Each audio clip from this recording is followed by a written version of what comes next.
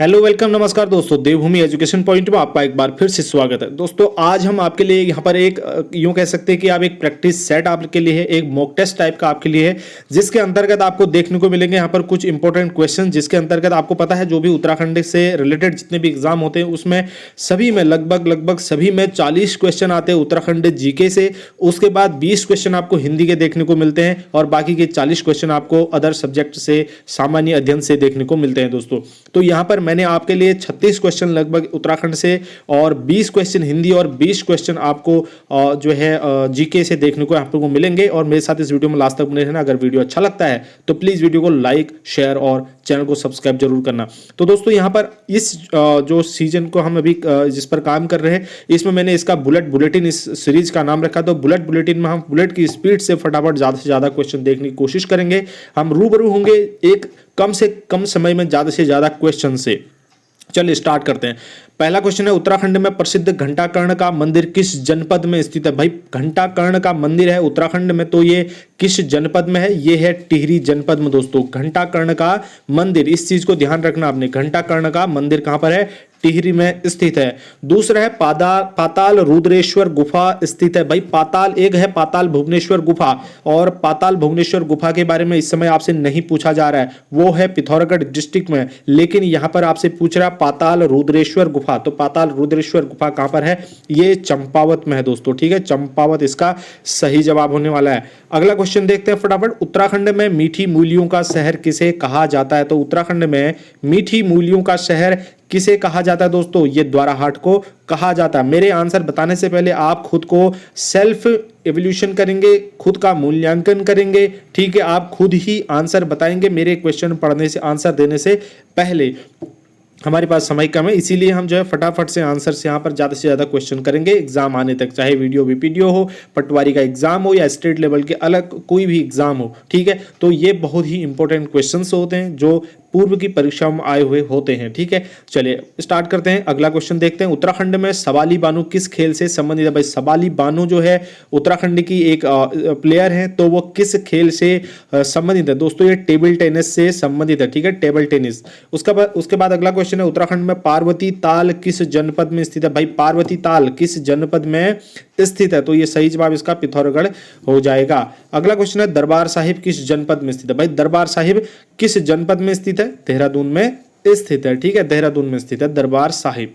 अगला क्वेश्चन है, चित्रकार मौलाराम का पारिवारिक पेशा था? तो भाई चित्रकार जो मौलाराम थे उनका पारिवारिक पेशा था दोस्तों सुनार का, ठीक है, ये क्या थे? एक सुनार थे। चलिए अगला क्वेश्चन है, निम्नलिखित में आषाढ़ी कौतिक किस मेले को कहा जाता है? आषाढ़ी कौतिक दोस्तों लगभग आपको पता होगा, ये आषाढ़ के महीने या श्रावण के महीने में ये मेला लगता है।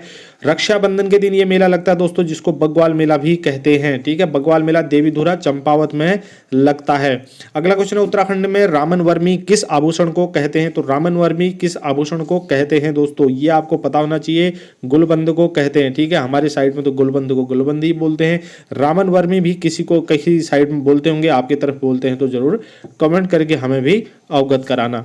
अगला क्वेश्चन है, जोलीकोट में कुमाऊं गवर्नमेंट गार्डन की स्थापना कब की गई थी? भाई जोलीकोट में की गई थी, नंबर 1 तो आपको ये ध्यान रखना है। दूसरा ये ध्यान रखना है कि कुमाऊं गवर्नमेंट गार्डन की स्थापना कब की गई थी? तो ये दोस्तों इसका सही जवाब होने वाला है 909 में, ठीक है, तो 1909 में, 1909 में जोलीकोट में इसकी स्थापना की गई थी, कुमाऊं गवर्नमेंट गार्डन की, ठीक है। चलिए अगला क्वेश्चन देखते हैं, परमार वंश का चरित्रहीन राजकुमार किसे कहा जाता है? परमार वंश का चरित्रहीन राजकुमार पराक्रम शाह को कहा जाता है दोस्तों। ऑप्शन ए है सही यहाँ पर। तो पराक्रम शाह जो है क्या था? चरित्रहीन राजकुमार था। अभागा शहजादा किसे कहा जाता है? भाई अभागा शहजादा था, बेचारा अभागा था, तो उसे सुलेमान शिकोह को कहा जाता है, ठीक है, इसी का भाई था, दारा शिकोह का भाई, ठीक है, तो सुलेमान शिकोह को कहा जाता है। अब इसके बाप का नाम क्या था आप बता सकते हैं, हालांकि ऑप्शन में ही आपको देखने को मिल रहा है, लेकिन फिर भी आप कमेंट करके बताएं कौन था। अगला है, पवार शासनकाल में सामाजिक व्यवस्था थी? तो पवार शासनकाल में सामाजिक व्यवस्था कैसी थी दोस्तों? पितृसत्तात्मक थी, ठीक है, कैसी थी? पितृसत्तात्मक थी। अगला क्वेश्चन है, सामाजिक दृष्टि तत्कालीन मुख्य नगर कौन सा था? तो तत्कालीन मुख्य नगर श्रीनगर था, ठीक है, उस समय मुख्य नगर कौन था? श्रीनगर। अगला क्वेश्चन है दोस्तों, ब्राह्मणों और राजपूतों के मध्य कौन सी विवाह पद्धति थी? तो ब्राह्मणों और राजपूतों के बीच जो है कौन सी विवाह पद्धति थी, ये ब्रह्म विवाह पद्धति थी। ठीक है, ऑप्शन बी यहाँ पर सही है, ब्रह्म विवाह पद्धति। उसके बाद है मानेक बुग्याल किस जनपद में है? भाई मानेक बुग्याल, ठीक है, तो ये बुग्याल है। मानेक क्या है भी क्वेश्चन में आ सकता है कई बार, तो मानेक बुग्याल किस जनपद में है? ये उत्तरकाशी जनपद में है दोस्तों। अगला क्वेश्चन है केदारजीव कहते हैं, भाई केदारजीव किसे कहते हैं? तो ये थल केदार को केदारजीव कहते हैं। ठीक है, थल केदार को। अगला क्वेश्चन है पवार शासनकाल में प्रचलित औताली क्या था? भाई औताली था पवार शासनकाल में एक प्रचलित शब्द, तो ये किसके लिए यूज होता था? ये राजस्व कर के लिए यूज होता था। ऑप्शन यहाँ पर ए सही होने वाला है। बहुत इंपॉर्टेंट क्वेश्चन है, आपको देखने को मिलेंगे यहाँ पर 20 क्वेश्चन और भी ज़्यादा इंपॉर्टेंट जो हिंदी के हैं, और 20 क्वेश्चन आपको देखने को मिलेंगे जनरल स्टडीज है, जिसमें आपको कुछ पॉलिटिकल के, कुछ हिस्ट्री के वगैरह कुछ क्वेश्चन आपको देखने को मिलेंगे यहाँ पर को। तो बहुत ही इंपॉर्टेंट सेशन होने वाला है, मेरे साथ लास्ट तक बने रहना। वीडियो को लाइक आप अभी के अभी कर लो दोस्तों, ये मैं आपसे रिक्वेस्ट करता हूँ। ठीक है, चलिए अगला क्वेश्चन देख लेते हैं। क्वेश्चन नंबर 19 है, निम्न में से कौन सा भूकंप सर्वाधिक तीव्रता का था? तो सर्वाधिक तीव्रता का जो भूकंप था दोस्तों वो था 1999 का, जो चमोली में आया था। अगला है उत्तराखंड में मामलू क्या है? भाई उत्तराखंड में मामलू किसे कहते हैं? ये भूमि कर था जिसको मामलू कहते हैं। अगला क्वेश्चन है भगवान केदारनाथ का शीतकालीन निवास स्थान है, तो भगवान केदारनाथ का शीतकालीन निवास स्थान ऊखीमठ है। ऑप्शन डी यहाँ पर सही है। अगला क्वेश्चन है पंच केदार वर्ग में निम्नलिखित में से कौन एक समाविष्ट नहीं है? तो पंच केदार में कौन नहीं आता है? ठीक है, तो ये विश्वनाथ नहीं आता। बाकी कल्पेश्वर, तुंगनाथ और रुद्रनाथ ये पंच केदार में आते हैं, लेकिन विश्वनाथ नहीं आता है। अगला क्वेश्चन है अजयपाल से संधि करने वाला चंद शासक कौन था? भाई अजयपाल से जिसने संधि की थी वो चंद शासक कौन था? मैंने परसों वीडियो बनाए थे, उसके अंतर्गत आपने देखा होगा, ये कौन था दोस्तों? कीर्ति चंद था। अगला क्वेश्चन है अजयपाल द्वारा कौन सी नापतोल पद्धति प्रचलित की गई थी? भाई अजयपाल के द्वारा की गई थी पाथा। ठीक है, ये मैंने आपको बताया था, पाथा जो है अजयपाल के द्वारा प्रचलित की गई थी, जो नापतोल की एक पद्धति थी। अगला क्वेश्चन है माधो सिंह भंडारी किसका सेनापति था? बहुत ही इंपॉर्टेंट क्वेश्चन है, बहुत ही इंपॉर्टेंट क्वेश्चन है, कई बार आ चुका है दोस्तों। ठीक है, तो माधो सिंह भंडारी जो है किसका सेनापति था? महिपति शाह का सेनापति था। ऑप्शन ए यहाँ पर बिल्कुल सही होने वाला है, महिपति शाह। अगला क्वेश्चन है किस पवार शासक की मृत्यु रघुनाथ मंदिर में हुई थी? भाई कौन था वो पवार शासक जिसकी मृत्यु कहाँ पर हुई थी? रघुनाथ मंदिर में हुई थी, तो कीर्ति शाह। ठीक है, तो जय कीर्ति शाह था जिसकी मृत्यु कहाँ पर हुई थी? रघुनाथ मंदिर में हुई थी। नंदा राजजात में किस चंद राजा ने छतौली भेजी थी? तो नंदा राजजात में कौन था वो बंदा? बाज बहादुर चंद था। ठीक है, ऑप्शन डी यहाँ पर सही है, बाज बहादुर चंद। अगला क्वेश्चन है किस पवार शासक के समय श्रीदेव सुमन की मृत्यु हुई थी? वह श्रीदेव सुमन की मृत्यु कब हुई थी? आपको पता है किस तरीके से उनकी मृत्यु हुई थी? तो ये नरेंद्र शाह के समय में। अगला क्वेश्चन है किस पवार शासक के दरबार में नवरत्न मौजूद थे? तो कौन था वो जिसके दरबार में नवरत्न मौजूद थे? जैसे मुगलों के दरबार में हुआ करते थे, तो वो फतेहपति शाह था दोस्तों। ठीक है, फतेहपति शाह। अगला क्वेश्चन है उत्तराखंड की जगवाल फिल्म किस भाषा में बनी है? तो जगवाल फिल्म किस भाषा में बनी है? ये तो आपको पता ही होगा, कई बार ये क्वेश्चन आ भी चुका है, तो एक गढ़वाली भाषा में बनी है। चंद वंश का प्रथम शासक जो दिल्ली सल्तनत के सुल्तान फिरोज शाह तुगलक के दरबार में भेंट अर्पित करने गया था, तो वो कौन था? ज्ञानचंद था दोस्तों। ठीक है, ज्ञानचंद था, ऑप्शन बी यहाँ पर ठीक है। दिल्ली सल्तनत के सुल्तान थे उस समय फिरोज शाह तुगलक, उसके दरबार में ये भेंट अर्पित करने गया था चंद वंश का प्रथम शासक। आगे बढ़ते हैं, अगला क्वेश्चन है केदारनाथ आपदा की सच्ची कहानियां पुस्तक के लेखक कौन है? भाई केदारनाथ आपदा की सच्ची कहानियां पुस्तक के लेखक कौन है? तो ये है रमेश पोखरियाल। अगला क्वेश्चन है पीला पानी नामक स्थान किस जनपद में है? भाई काला पानी आपने सुना होगा, यहाँ पर पूछ रहा है पीला पानी, तो ये कहाँ पर है? नैनीताल में है। ठीक है, काला पानी नहीं है, पीला पानी है। आगे है जलेश्वर मंदिर कहाँ पर स्थित है? भाई जलेश्वर मंदिर कर्णप्रयाग में स्थित है। ठीक है, ऑप्शन ए यहाँ पर ठीक है, कर्णप्रयाग में है जलेश्वर मंदिर। अगला क्वेश्चन है खतड़वा त्योहार संबंधित है। भाई खतड़वा त्योहार किससे संबंधित है? देखिए यहाँ पर पशुओं से, महिलाओं से, लड़कियों से या बानरों से, तो ये पशुओं से है। आपने देखा होगा उस दिन पशुओं की खूब खातिरदारी होती है, उनको उनके खूब दबा के खिलाया जाता है उनको, है ना, तो पशुओं से संबंधित है। अगला बिखौती के नाम से जाना जाने वाला त्योहार है, तो बिखौती के नाम से आपको पता ही होगा, ये बैसाखी जो है बिखौती के नाम से जाना जाने वाला त्योहार है उत्तराखंड के अंदर। ठीक ठीक है, चलिए ये है 36 क्वेश्चन उत्तराखंड के। अब हम आते हैं हिंदी वाले सेक्शन में दोस्तों। यहाँ पर आपको 20 क्वेश्चन देखने को मिलेंगे जो बहुत ही इंपॉर्टेंट होंगे। जब आप क्वेश्चन देखोगे उसके बाद आपको इसके पता चलेगा। अतिवृष्टि का विलोम शब्द क्या है भाई? अतिवृष्टि का विलोम का मतलब क्या है? उल्टा। तो अतिवृष्टि का अनावृष्टि इसका उल्टा होता है। ऑप्शन बी यहाँ पर सही है, अतिवृष्टि का उल्टा अनावृष्टि। लोहे के चने चबाना मुहावरे का अर्थ है भाई। लोहे के चने चबाना यानी कि बहुत ही आफत आई होगी। ठीक है, तो इसका सही जवाब क्या हो जाएगा भाई? कठिन परिश्रम करना। ऑप्शन डी यहाँ पर बिल्कुल सही होगा।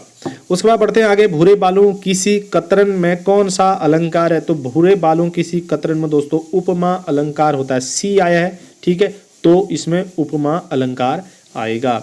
अगला क्वेश्चन है, राम राम कही राम कहीं, राम राम कही राम, तनु परिहरि रघुवर विरह, राव गयो सुरधाम। तो इसमें रस आपको बताना है, कौन सा रस है। ठीक है, गन्ने का रस है, माल्टा का रस है, किसका रस है आपको बताना है भाई। यहाँ पर ऐसा कुछ भी नहीं बताना है, तो यहाँ पर करुण रस है, आपको करुण रस बताना है। ठीक है, चलिए आपकी आंसर की हम प्रतीक्षा करेंगे, आपकी प्रतिक्रिया की प्रतीक्षा करेंगे। कमेंट सेक्शन में जरूर कमेंट करके बताना। प्रबल का विलोम शब्द क्या है? विलोम मतलब उल्टा, मैंने आपको बताया था। प्रबल का विलोम शब्द क्या हो जाएगा? प्रबल। तो उसका विलोम शब्द भैया आपको पता होना चाहिए इसके बारे में। दुर्बल होगा, निर्बल होगा। देखिए यहाँ पर कंफ्यूजन आपको किस में होगा, दुर्बल और निर्बल में। पतला तो आप करेंगे नहीं, क्योंकि पतला जो है मोटे का विलोम शब्द होता है। तो आप प्रबल, दुर्बल और निर्बल में होंगे, तो यहाँ पर निर्बल इसका सही जवाब होता है। प्रबल का क्या हो जाता है? निर्बल हो जाता है। अगला है, कपास ओटना मुहावरे का क्या अर्थ है? तो कपास ओटना मतलब व्यर्थ का कार्य करना। कपास ओटना, ठीक है, तो कपास ओटने से क्या होगा? ठीक है, तो ये व्यर्थ का कार्य है। उसके बाद है, माया दीपक नर पतंगे में कौन सा अलंकार है? दोस्तों ये जो क्वेश्चन मैं आपको बता रहा हूँ ये पूर्व के किसी एग्जाम में आए हुए क्वेश्चन है। ठीक है, बहुत ही इंपॉर्टेंट क्वेश्चन है, आपको बार बार ये क्वेश्चन देखने को मिलते हैं। ठीक है, रूप अलट पलट के ये क्वेश्चन देखने को मिलेंगे आपको, और इस चीज़ को समझना है। इन क्वेश्चंस में से अगर कोई भी क्वेश्चन आता है, ये कोशिश करनी है कि कभी भी ये ऐसे क्वेश्चन गलत ना हो। ठीक है, तो यहाँ पर माया दीपक नर पतंगे का आंसर होगा दोस्तों रूपक अलंकार। ठीक है, यहाँ पर रूपक अलंकार होगा, माया दीपक नर पतंगे। अगला क्वेश्चन है, हिंदी भाषा की लिपि है। तो हिंदी भाषा की लिपि क्या है? देवनागरी लिपि है। ये तो बच्चे को भी पता होगा। ठीक है, आगे बढ़ते, दिन दिवस ग्रह। देखिए यहाँ पर आपको दो तीन चीज आपको देखने को मिलेगी। यहाँ पर जैसे जिस प्रकार से दिन को दिवस बोला जाता है, ग्रह को क्या बोला जाता है? इसका तद्भव तत्सम रूप है ना। तो दिन का तत्सम रूप क्या है? दिवस है। तो ग्रह का तद्भव रूप अब ये पूछेगा। ठीक है, ग्रह को क्या बोल सकते हैं? महल, गांव, सदन या शहर। तो यहाँ पर इसका सही जवाब होता है सदन। ठीक है, ऑप्शन सी। आगे बढ़ते, जो अक्षर पढ़ना लिखना जानता है उसके लिए एक शब्द, भाई जो लिखना पढ़ना जानेगा उसको साक्षरी तो कहेंगे। ऑप्शन बी इसका सही होगा। ठीक है, अक्षर लिखना पढ़ना जो जानेगा वो साक्षर हो गया। उसके बाद है, सर्वोदय का संधि विच्छेद करना है आपने। तो सर्वोदय का संधि विच्छेद होगा सर्वधन उदय, यानी कि ऑप्शन ए यहाँ पर सही होता है। ठीक है, सर्वोदय मतलब सर्वधन उदय। अब अगला क्वेश्चन है, क्वेश्चन नंबर 12 है, जो हिंदी से है। ऐसा का पर्यायवाची है। भाई ऐसा का पर्यायवाची क्या है? इच्छा। ऐसा मतलब क्या होता है? इच्छा होता है। बहुत ही इंपॉर्टेंट है, एक बार फिर बोल रहा हूँ, बहुत ही इंपॉर्टेंट है, इसको ध्यान रख लेना है। ऐसा का पर्यायवाची इच्छा होता है। अगला क्वेश्चन है, अनुराग का विपरीतार्थक शब्द है। अनुराग का उल्टा शब्द, यानी कि जैसे विलोम था उसी तरीके से, यानी कि उल्टा अर्थ प्रकट करने वाला शब्द, तो अनुराग का क्या होता है? विराग होता है। ठीक है, ऑप्शन ए यहाँ पर ठीक है। उसके बाद है, व्यंजन कितने होते हैं? भाई व्यंजन कितने हो? व्यंजनों की संख्या कितनी होती है? भाई 33 होती है। ठीक है, 33 होते हैं व्यंजन। आगे है, क्रांति का पर्यायवाची शब्द, बहुत ही इंपॉर्टेंट है। क्रांति का पर्यायवाची मतलब सेम, उसी मतलब सेम अर्थ प्रकट करने वाले। ठीक है, पर्यायवाची। तो इसका सही जवाब होगा शोभा। ठीक है, क्रांति को का मतलब होता है शोभा। सरस्वती का पर्यायवाची शब्द देखिए आप, वीणा, वाणी और शारदा या उपयुक्त में से, मतलब उपयुक्त ये सभी सही। तो भाई यहाँ पर देखिए वीणा, शारदा और वीणा, वाणी जो है सभी जो है सरस्वती के लिए प्रयुक्त होते हैं। उसके बाद अगला है, वीणा पाणी भी आता कहीं पर, ये चीज़ ध्यान रख लेना। अगला द्वंद्व समास है। तो द्वंद्व समास किस में है भाई? द्वंद्व समास यहाँ पर आप देखेंगे तो ये किस में है? ऑप्शन बी में है। ठीक है, देखिए क्यों? क्योंकि इनके बीच में योजक चिन्ह है। ठीक है, जैसे नर और नारी, माता और पिता, दिन और रात। ठीक है, जहाँ पर योजक चिन्ह आता है बीच में, उनमें कुछ अव्ययी शब्द आते हैं। ठीक है, वहाँ पर क्या होता है? द्वंद्व समास होता है। आगे बढ़ते हैं। मदन लाल लाल पतलून पहनकर खेलने आया में क्या विश्लेषण है? तो विश्लेषण इसमें से क्या होगा? लाल। ठीक है, तो मतलब मदन लाल जो था ये तो उसका नाम है, और पतलून पहनकर आया है, और पतलून कैसे रंग की है? पतलून लाल रंग की है भाई। तो यानी कि विशेषता कौन बता रहा है? लाल शब्द है, क्या बता रहा है? कि वो लाल पतलून पहनकर गया था। तो यहाँ पर ऑप्शन सी सही होगा। अगला है पवन शब्द का संधि विच्छेद आपको करना है भाई, ये बहुत ही इंपॉर्टेंट है। अयादि संधि इसमें होती है, पौ धन अन इसका सही जवाब होता है, यानी कि ऑप्शन सी आपको देखने को मिलेगा, पवन। ठीक है, पो धन अन होता है, जैसे नयन होता है। ठीक है, नय धन अन, तो इस तरीके से इसको अयादि संधि इसमें होती है। अगला क्वेश्चन है, लास्ट क्वेश्चन इस हिंदी वाले सेट का।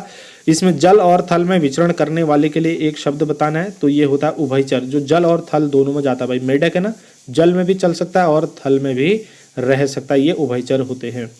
ठीक है, ये 20 क्वेश्चन हिंदी के कंप्लीट होते हैं। उसके बाद आप आते हैं 20 क्वेश्चन जो आपको सामान्य अध्ययन से देखने को मिलेंगे दोस्तों।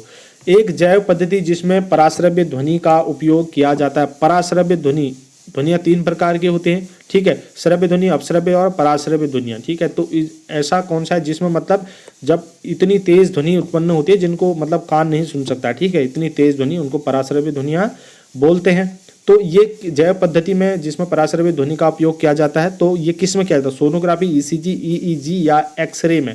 भाई ये किया जाता है सोनोग्राफी में। ठीक है, आगे पारिस्थितिक तंत्र में जैविक घटकों में कौन उत्पादक घटक है? ठीक है, तो पारिस्थितिक तंत्र में जैविक घटकों में से कौन उत्पादक है? उत्पादक मतलब प्रोड्यूसर। प्रोड्यूसर कौन है? तो हरे प्लांट होते हैं। ठीक है, हरे प्लांट होते हैं प्रोड्यूसर। आगे बढ़े, उत्पादक है ना, इनके लिए मतलब एक अपने भोजन वगैरह के लिए किसी पर जो है डिपेंड नहीं रहते, अपना भोजन ये खुद ही बनाते हैं। अगला क्वेश्चन है, भारत विभाजन के समय भारतीय राष्ट्रीय कांग्रेस के अध्यक्ष कौन थे? जिस समय भारत का विभाजन हुआ था, भारतीय राष्ट्रीय कांग्रेस के अध्यक्ष उस समय कौन थे? जे.बी. कृपलानी थे। ठीक है, इंपॉर्टेंट क्वेश्चन है, जे.बी. कृपलानी थे दोस्तों। अगला क्वेश्चन है, लार ग्रंथियों के द्वारा निम्न में से कौन सा एंजाइम उत्पादित होता है? तो लार ग्रंथियों के द्वारा पेप्सिन, टाइलिन, रेनिन और ट्रिप्सिन। बहुत ही इंपॉर्टेंट क्वेश्चन है, आपको एग्जाम में देखने को ऐसे क्वेश्चन मिलेंगे। मैं फिर से बोल रहा हूँ, तो ये टाइलिन होता है लार में। ठीक है, चलिए अगला है, भारत में कौन सा राज्य नवसृजित है? मतलब नया नया कौन सा राज्य बना है भारत में? देखिए, उत्तराखंड और छत्तीसगढ़ ये तो पहले बने थे, एक साथ साथ बने थे। ठीक है, सन 2000 में, और ये तेलंगाना हाल ही में बना 2014 में, शायद 2 जून 2014 का ये बना था। अगला क्वेश्चन है, डिएगो गार्सिया कहाँ पर स्थित है? तो डिएगो गार्सिया जो है हिंद महासागर में स्थित है। ठीक है, डिएगो गार्सिया कहाँ पर स्थित है? हिंद महासागर में स्थित है। निम्न में से कौन सी धातु प्लास्टर ऑफ पेरिस में पाई जाती है? भाई अब यहाँ पर प्लास्टर ऑफ पेरिस में कौन सी धातु पाई जाती है? तो इसका फॉर्मूला अगर आपको पता है, मैं बता दूं आपको, थोड़ा सा Ca से स्टार्ट होगा, क्योंकि कैल्शियम उसमें होता है। ठीक है, तो भाई कैल्शियम मतलब चूना। ठीक है ना, तो प्लास्टर ऑफ पेरिस, आपने प्लास्टर देखा होगा, उसमें चूना होता है कि नहीं होता है? ठीक है, तो इसीलिए आप जो है यहाँ पर Ca इसको, यानी कि ऑप्शन ए इसका सीधा सीधा सही हो जाएगा। ठीक है, कैल्शियम होता है, कैल्शियम मतलब चूना। ठीक है, तो सीधा सीधा सही आंसर निकल जाएगा। अगला है, निम्न में से कौन सा एक राजकोषीय नीति का एक घटक नहीं है? तो भाई इसमें से राजकोषीय नीति का एक घटक क्या है? कराधान नीति नहीं है। अगला क्वेश्चन है, भारत के कौन से राष्ट्रपति निर्दलीय चुने गए थे? कौन से ऐसे राष्ट्रपति थे जो निर्दलीय चुने गए थे? नीलम संजीव रेड्डी जो है निर्दलीय चुने गए थे दोस्तों। अगला क्वेश्चन है, हेक्साक्लोरोबेंजीन को क्या कहते हैं? भाई हेक्साक्लोरोबेंजीन को क्या कहते हैं? तो इसको कहते हैं दोस्तों गैमेक्सिन। ठीक है, क्या कहते हैं? गैमेक्सिन कहते हैं। अगला क्वेश्चन है, टेलीविजन की खोज किसने की थी? तो J.L. बेयर्ड ने टेलीविजन की खोज की थी। रेडियो की खोज की थी मार्कोनी ने। ठीक है, ऑप्शन ए, रेडियो की खोज मार्कोनी ने। J.L. बेयर्ड ने किसकी खोज की थी? टेलीविजन की खोज की थी। चलिए अगला क्वेश्चन है, निम्न में से किसे राज्यपाल द्वारा नियुक्त नहीं किया जाता है? अब पूछ रहा है कि राज्यपाल के द्वारा नियुक्त नहीं किया जाता है, वो आपको बताना है। तो इसका सही जवाब होगा दोस्तों उच्च न्यायालय के न्यायाधीश को। ठीक है, तो उच्च न्यायालय के न्यायाधीश को राज्यपाल के द्वारा या गवर्नर के द्वारा नियुक्त नहीं किया जाता है।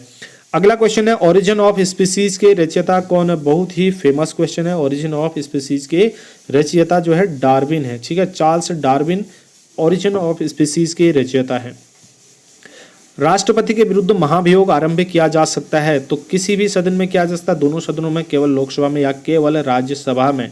भाई किसी भी सदन में किया जा सकता है राष्ट्रपति के विरुद्ध महाभियोग आरंभ, ठीक है। आगे बढ़ते हैं। एक राज्य विधानसभा में अधिकतम सदस्यों की संख्या कितनी होती है? बहुत ही इंपॉर्टेंट क्वेश्चन है, सारे क्वेश्चन बहुत ही इंपॉर्टेंट है। फिर से बता दूं आपको, एक राज्य विधानसभा में अधिकतम जो सदस्य हैं उनकी संख्या होनी चाहिए दोस्तों 500, ठीक है, 500 होनी चाहिए। शायद वर्तमान में 545 सदस्य हैं। अगला है, धन विधेयक का संविधान के किस अनुच्छेद में वर्णन किया गया है? तो धन विधेयक का किस अनुच्छेद में किया गया है? 111 में, ठीक है, अनुच्छेद 111 में किया गया है। अगला क्वेश्चन है, भारत सरकार के प्रथम विधि अधिकारी कौन है? तो भारत सरकार के प्रथम विधि अधिकारी हैं महान्यायवादी, ठीक है, महान्यायवादी होता है। और नेक्स्ट क्वेश्चन है, राज्यसभा का सभापति चुना जाता है तो जो राज्यसभा है, राज्यसभा का सभापति किसके द्वारा चुना जाता है? ये संसद के निर्वाचित जो सदस्य होते हैं उनके द्वारा, यानी कि सांसदों के द्वारा चुना जाता है। नेक्स्ट क्वेश्चन है दोस्तों, और लास्ट क्वेश्चन है ये, द्वितीयक वायु प्रदूषण का उदाहरण है। तो द्वितीयक वायु प्रदूषण का उदाहरण कोयला जलने से होने वाले सल्फर डाइऑक्साइड, ठीक है, कोयला जलता है, उसके दहन से जो क्या कहते हैं, सल्फर डाइऑक्साइड उत्पन्न होता है SO2। तो ये जो है वायु प्रदूषण का द्वितीयक उदाहरण का एक एग्जाम्पल है, यानी कि द्वितीयक सेकेंडरी पॉल्यूटेंट है। तो यहाँ पर हमने दोस्तों, आपको मैंने बताया, हमने लगभग 36 क्वेश्चन यहाँ पर उत्तराखंड के डिस्कस किए। 20 क्वेश्चन आपसे मैंने जो है हिंदी के डिस्कस किए और 20 क्वेश्चन मैंने आपको बताए GK, ठीक है। तो यानी कि 36, 46 और 56 और 76, 76 क्वेश्चन हमने यहाँ पर लगभग जो है नए पढ़ लिए। तो फटाफट से इसी तरीके से एग्जाम होने तक हर रोज आपको अपनी हैबिट बनानी है, नए से नए क्वेश्चन और पुराने से पुराने क्वेश्चनों को रिपीट करने की, उनका रिवीजन करने की। मैंने आपसे यही कोशिश की। वीडियो अच्छा लगा है तो लाइक शेयर जरूर करना है। मेरे साथ इस वीडियो में लास्ट तक बने रहने के लिए आप सभी का धन्यवाद। जय हिंद।